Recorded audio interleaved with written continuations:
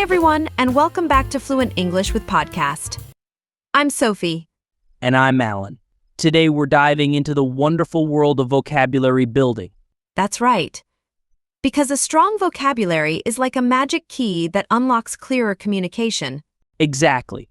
So, get ready to learn 7 fantastic new words today. We'll have their definitions, synonyms, and even some fun examples to help them stick in your brain. Here's a sneak peek at our vocabulary champions: pursue, widespread, exclude, dynamic, distort, solution, and external. Let's get started. All right, word number 1 is pursue. This means to chase something you want, to go after a goal or a dream. Like synonyms, we've got chase, follow, and strive for. Here are some examples to make it clear. 1. I pursue my dream of becoming a doctor by studying hard every day. 2. The cat pursued the mouse across the kitchen. 3. She pursued a career in art after graduating from college. 4. We pursued happiness by traveling the world. 5. Don't give up. Pursue your goals with all your heart. Now, let's listen to a short conversation where pursue is used.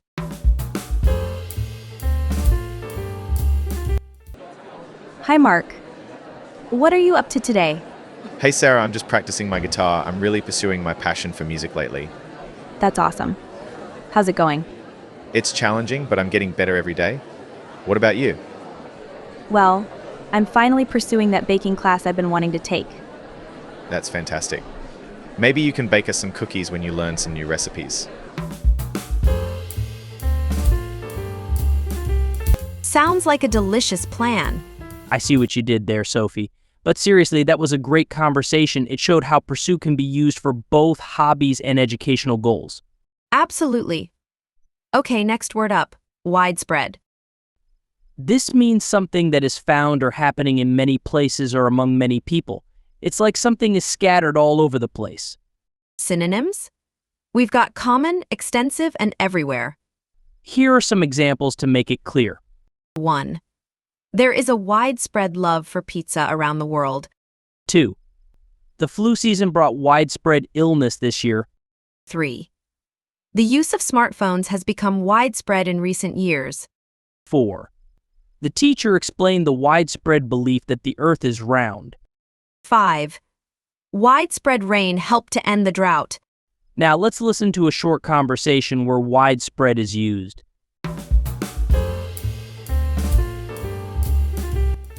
Hey Maria, have you heard about the new recycling program in town? Yes.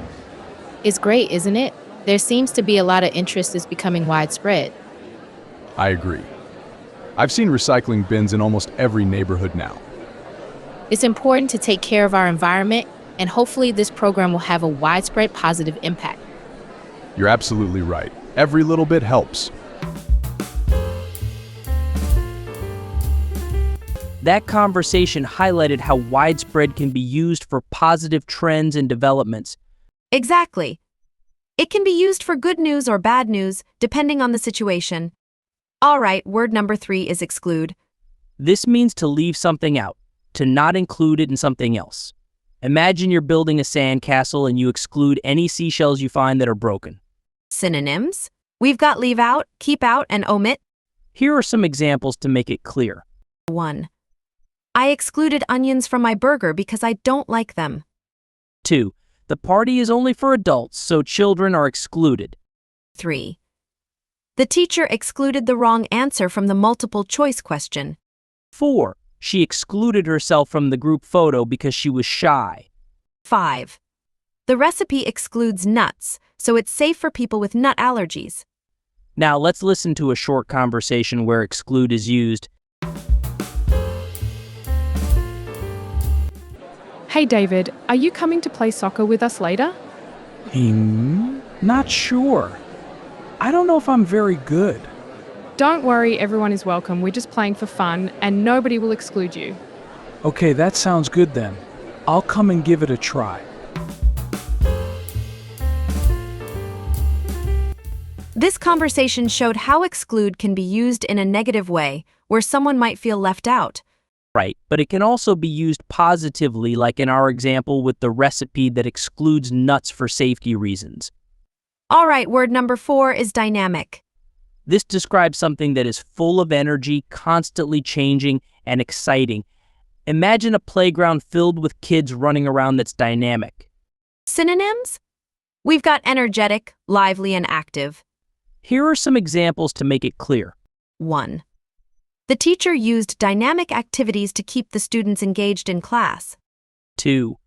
The city has a dynamic nightlife scene with many bars and restaurants. 3. The weather was dynamic, changing from sunny to rainy several times a day. 4. The presentation was very dynamic. The speaker used humor and visuals to keep the audience interested. 5. They formed a dynamic team, working together effectively to achieve their goals.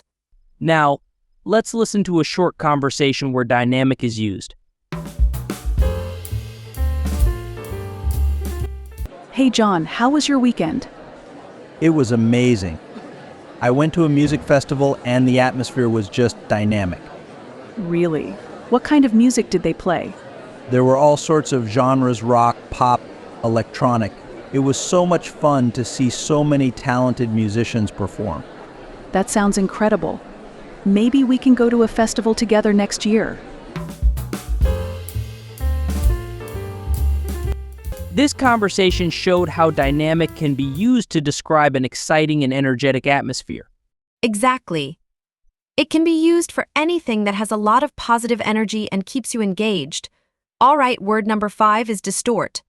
This means to twist something out of shape or form, or to change something in a way that makes it inaccurate or misleading. Imagine looking at yourself in a funhouse mirror. Your reflection is all distorted. Synonyms. We've got misrepresent, twist, and warp. Here are some examples to make it clear. 1. The heat distorted the image on the screen. 2. The rumor was distorted and completely untrue. 3. She wore sunglasses to distort the glare from the sun. 4. The speaker's microphone was malfunctioning, distorting his voice. 5. Don't let negative experiences distort your overall view of life. Now, let's listen to a short conversation where distort is used. Hey Ben, did you see the news report about the accident on the highway? Yeah, but I'm not sure how much to believe. Social media can really distort the facts sometimes. You're right. Maybe we should wait for an official update before jumping to conclusions. Good idea. It's important to get accurate information, not something that's been distorted. This conversation highlighted how distort can be used for information that's been twisted or made misleading. Absolutely.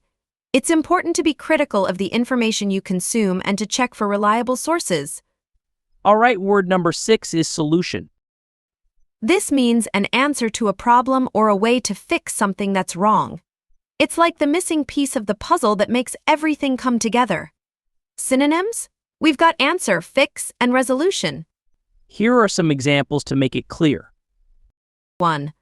The engineer came up with a clever solution to repair the broken machine. 2.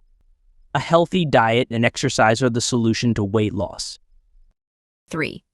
We need to find a peaceful solution to the conflict. 4. Sometimes the simplest solution is the best. 5. What's the solution to this math problem? Now let's listen to a short conversation where solution is used. Hi Michael, I'm having trouble with my computer again. It's running really slow. No problem, Sarah. Let's see what's going on. Maybe we can find a solution. That would be great. I have a deadline for a project tomorrow, and I need to get this working. Okay. I think I might have an idea. Let's try restarting it first. This conversation showed how solution can be used in everyday situations to fix problems. Exactly. Whether it's a technical issue or a personal challenge, a solution helps you move forward. All right, word number 7 is external. This means something that comes from outside of something else, or that is not internal. Imagine the organs inside your body. Those are internal, while your clothes and shoes are external. Synonyms? We've got outside, foreign, and extrinsic. Here are some examples to make it clear. 1. He felt pressured by external factors to change his career path. 2. The company is looking to expand its business into external markets. 3. The school offers programs to help students with external learning disabilities. 4. She wore sunscreen to protect her skin from the external harmful rays of the sun. 5. The team needs to find a way to solve the problem using only internal resources, not relying on external help. Now, let's listen to a short conversation where external is used. Hi, David. Are you nervous about your presentation tomorrow? A little bit. I'm worried about making a good impression on these external clients. Don't sweat it. Just be yourself and present your ideas clearly. You've been working hard on this project. Thanks, Sarah. I feel better already. Maybe I can practice my presentation one more time tonight. This conversation showed how external can be used for things that come from outside a company, group, or even your body. That's right. It can be anything that's not part of the internal system or situation. Well, that's it for our Vocabulary Power Hour today. We hope you learned some new words that will help you improve your English communication. Remember, practice is key. Use these words throughout your day, and you'll be a vocabulary whiz in no time. And don't forget to join us next week for another exciting episode of Fluent English with Podcast. Happy learning!